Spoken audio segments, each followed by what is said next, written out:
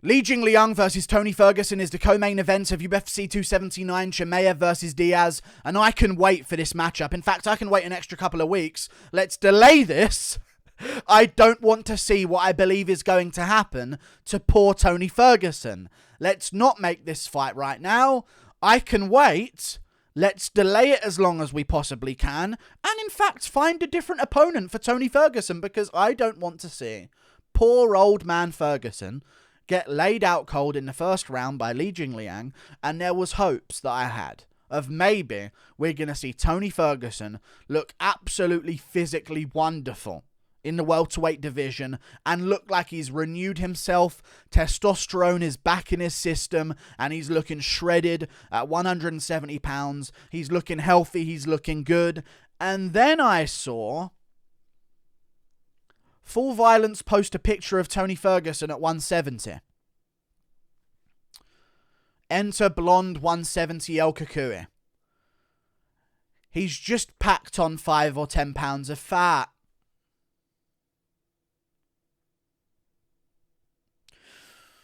And his nipples look weird. And he looks old. And his hairline's further back. It's just Tony Ferguson with a bit of a belly now.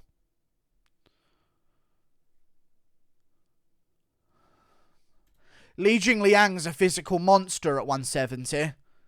He's big for 170, and he's jacked for 170.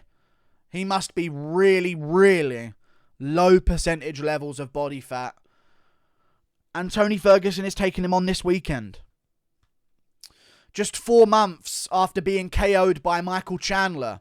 Brutally, this isn't just a TKO. Flatline KO'd. At the age that he's at right now. 4 months later, he's back. And that tells me one thing. No, it doesn't tell me, oh, just 4 months later he's going to take damage again. No, it tells me that only a couple of weeks after that KO loss, he was probably back in the gym. Ready to go. Looking at this date to fight at. But either way, he's taking it on short notice. He didn't know he was going to be at 170. Hence the fact that he just looks like Tony Ferguson with an extra 5 to 10 pounds of fat on him. Why is no one managing this guy's career? He cannot manage himself. And here we are. Tony Ferguson versus Li Jingliang. I'm going to make a prayer video for Tony Ferguson. I probably am. Going to look to the Lord above to control what's going to happen in that cage, and maybe, who knows, give Tony Ferguson the victory. Alhamdulillah, praise be to the God above. I don't know. Jesus save this poor man Ferguson, because I think Li Jingliang's going to KO him. He's too big. Ferguson's turning around too quick. He's too old. I know he's got reach, but he's not going to be strong. I truly believe if I don't see Li Jingliang go out there and KO Tony Ferguson in the first round, I truly believe Li Jingliang can half guard camp this guy. He can go across the octagon, shoot a takedown, pick up Tony Ferguson, dunk him on the ground, and sit in half guard on top, and just be 10 to 15 pounds of muscle bigger than Tony Ferguson. And that's a real thing. People have been able to hold down Tony Ferguson now. And I know they're good grapplers.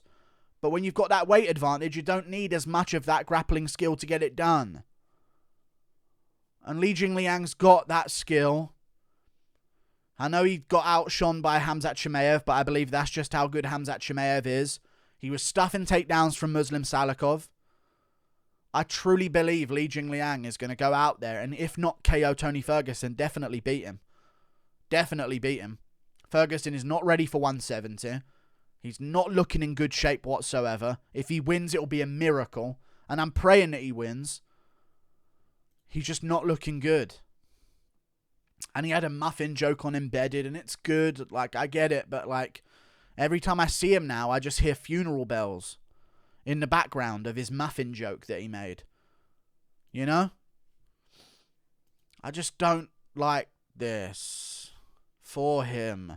He's going to get KO'd. in the first round. He leaves his chin up in the air. And I know he had a couple of exchanges where he kept his chin down against Michael Chandler and dropped him off balance once. But I really believe he's going to leave his chin up, and if Ponzinibbio gets caught like that, Jingliang puts him away. If Muslim Salikov, a lifelong striker, the king of Kung Fu, gets caught with his chin up in the air, Li Jingliang puts him away. And it's brutal and it's vicious, and he's got big power, and he's deceptively long with his punches. I think he's going to catch Tony Ferguson at some point in the first round and put him out cold. And whoever managed Tony Ferguson's career and decided to not book him a 5-round bout, to not book him for a 5-round matchup against Dan Hooker on a Fight Night main event, whoever didn't decide to do that should be very ashamed of themselves. Whoever looked at Tony Ferguson and thought to themselves, you know what we should do? We should jump him up on short notice at 170, not give him time to acclimate to the weight class, and instead give him a power puncher at 170, one of the biggest power punchers in the division. Whoever decided to do that is a silly person. Why not give him someone at least coming off a loss? Why did it have to be Li Jingliang with momentum back on full force? A guy in Li Jingliang who has the opposite activity problem to Tony Ferguson. Ferguson is being too active after a vicious KO loss. Li Jingliang is 34. He's still somewhere in his prime. Physically, he hasn't skipped a beat. He still looks like he's in his physical prime. And he's on momentum right now. This is going to be the most momentum-based Li Jingliang we've ever seen. He looked better than ever against Muslim Salikov, who was 18-3. A great fighter. A really good fighter. And Li Jingliang put him out and showed him levels. And showed how good Chimaev and Li Jingliang himself is. And that was 2 months ago. In July. The 16th of July. In under 2 months from the 16th of July, when Li Jingliang KO'd Muslim Salikov badly in round 2 and looked the best we've maybe ever seen him. He's now taken on Tony Ferguson. This is the most active we are ever going to see Li Jingliang.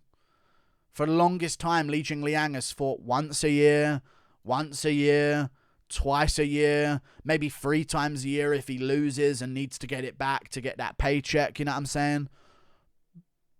But for the longest time, since 2018, when he fought 3 times a year, in 2019, he fought once. In 2020, he fought once. In 2021, he fought twice. One was to Chimaev, where he lost very dominantly. And that was when he fought in January and in October. He's never been active. He's never been able to be active.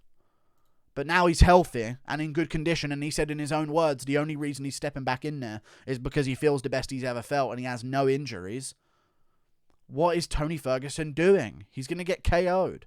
And I hope he doesn't, but I truly believe we're going to see Tony Ferguson sink towards the canvas out cold.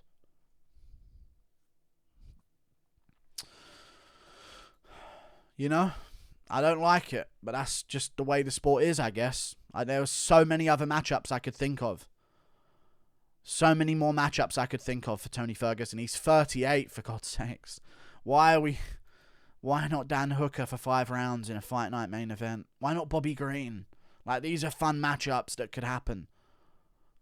Why this? 38 years of age. Only getting older. Coming off a brutal KO loss. You know what that does to the confidence of a guy like Tony Ferguson?